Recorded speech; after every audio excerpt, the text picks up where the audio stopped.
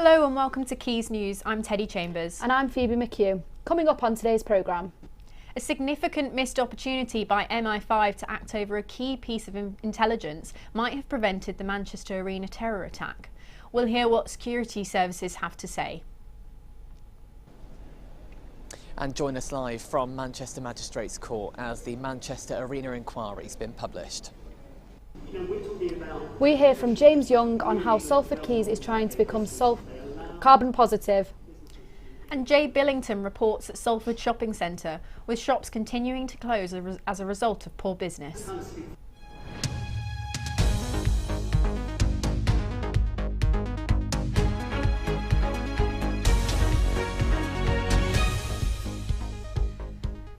First today, a significant missed opportunity by MI5 to act over a key piece of intelligence might have prevented the Manchester Arena terror attack.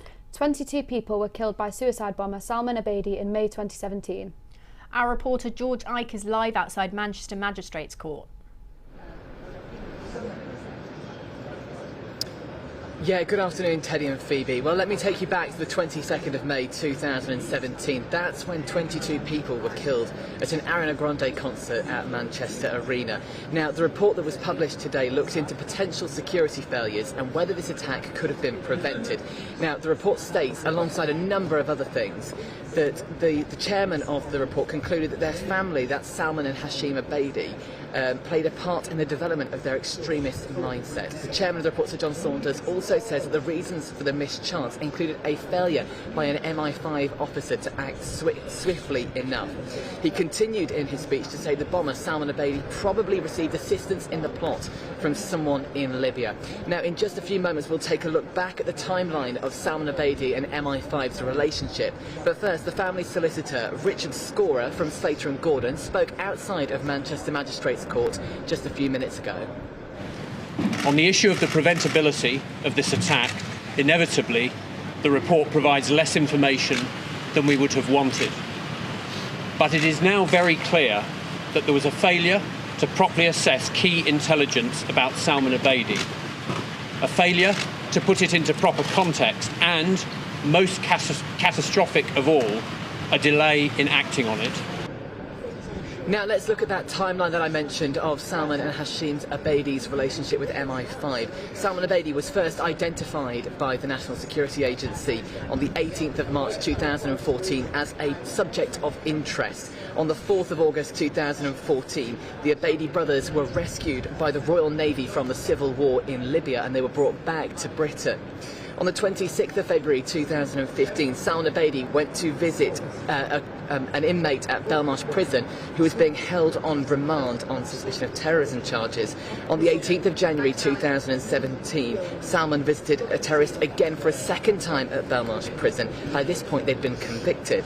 On the 15th of April 2017, the entire Abedi family, Salman and Hashim and their parents, travelled back to Libya, and it was while they were there that Salman was deemed a threat by MI5. On the 8th of May 2017, coming much closer to the date of the attack by this point, a meeting is scheduled for the 31st of May to determine the threat levels of Salman Abedi by MI5. But unfortunately, 9 days before that meeting being held by MI5, the 22nd of May 2017, was the day that Salman Abedi detonated his homemade shrapnel bomb at the Ariana Grande concert, killing 22 people and injuring a number of others. And the report ultimately has concluded that there were failures and that the attack could have been prevented. Apologies for the glitches there. In response, MI5 Director General Ken McCallum said, "I'm profoundly sorry that MI5 did not prevent the attack." Whilst Home Secretary Suella Braverman said she is committed to working with MI5 and the police to do everything possible to prevent a repeat of the horrifying Manchester Arena terror attack. With people raising concerns this month about pollution in Salford Quays and Media City, a conference was held yesterday to educate the city on the steps it can take to become carbon positive. James Young has more. Salford Quays is an area that should look like this, but photos posted earlier this month by Salford Quays Community Forum showed pollution getting into the quays and damaging the wildlife and nature. A forum was held just over the road from here at Media City called From Going Green to Going Blue that had local politicians and people from pressure groups here to talk about how Salford can clean up its act and also act as the role model for the rest of the world to see how they can have a big impact on the environment and change the world. Salford's an area that's had issues before in the Quays in terms of pollution and things like that. How important is it for areas like this, especially with the pollution from noise and energy, to make sure that they're sustainable and to be what you were talking about, being not carbon neutral but instead actually carbon positive and putting stuff back into the environment and the oceans? Yeah, it's critically important, and especially with companies involved with the media. Not only are they structuring their own businesses to actually become that carbon positive in the sense of moving forward, they're helping to get that message out to more people to understand that actually every single person, every single company is contributing both to the problem but also the solution. And if they want to do better, they have to be ahead of that regulation. Because I think the public are now demanding that companies are not only sustainable, but they're thinking about 10, 20, 30, 50 years in advance. And it's the companies that grasp that nettle now and are doing the right thing who are going to be the companies that survive. Speaking at the event, Salford City Council said they were committed to developing green spaces. What we tend to do is we're encouraging communities into green spaces, as well as looking after habitats for biodiversity and species that live within them. So we look at different ways that we can encourage people to use sites, but also how those sites can be good for habitats and the species that live within them. But with the recent problems at the Quays alongside a lack of public transport in the city and backlash to Mayor of Greater Manchester Andy Burnham's plans for the clean air zone, getting people to change their ideas may prove harder than it seems for Salford City Council. James Young, Quays News. The conference also discussed ways in which media companies can be more sustainable by reducing waste, recycling and donating equipment they may not need.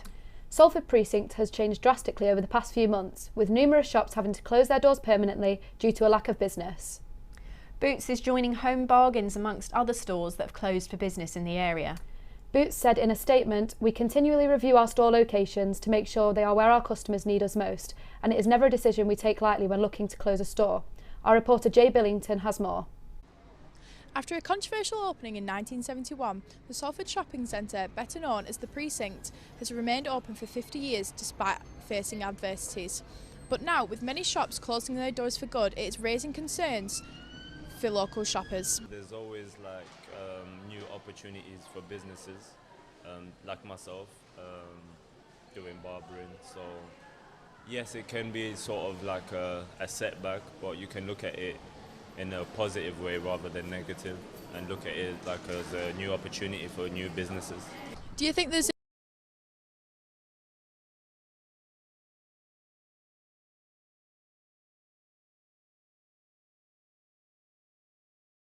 That'll be alright. Would you say, from your memory, the Precinct's very gone downhill? Yes, it's at the bottom of the hill. Yeah, it's at the bottom of the hill.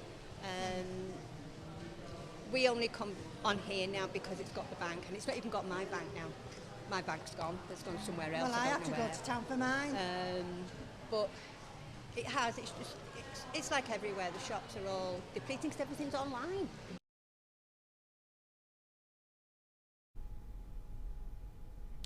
And finally, today is World Book Day, where young people around the country are dressing up as their favourite fictional characters.